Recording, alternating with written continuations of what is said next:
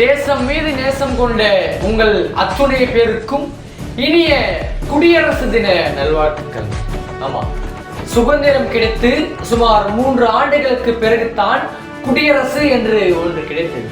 நமக்கு உடுத்த உடை, உண்ண உணவு, இருக்க இடம் கிடைக்கின்றது என்றால் அதற்கு காரணம் குடியரசு தான். ஆமாங்க, குடியரசு வந்தது, குடியுரிமை தந்தது, இது காந்தி சொன்னதுன்ட்டு அப்பவே மாமனிதர்கள் அவர்கள் ரத்தத்தை கூட வேர்வையாக சிந்தி நமக்காக வாங்கி கொடுத்த விடுதலைக்கு மக்களிலிருந்து ஒருவர் ஆளக்கூடிய நிலையை ஏற்படுத்தி கொண்டிருக்கார் சொன்னால் அது இந்த நாளில் தாங்க.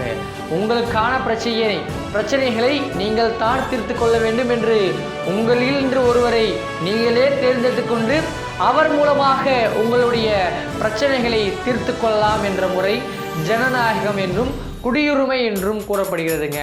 இதை தெரியாதவங்களுக்கு ஷேர் பண்ணி தெரிய வைங்க. இன்னைக்கு மாமனிதர்கள் தியாகத்தை கொஞ்சமாக நினைச்சி ஒரு செகண்ட் அவங்களுக்காக உங்களுடைய மௌன அஞ்சலியை கொடுத்தீங்கன்னா அவங்களுடைய ஆத்மா சாந்தி அடையும்.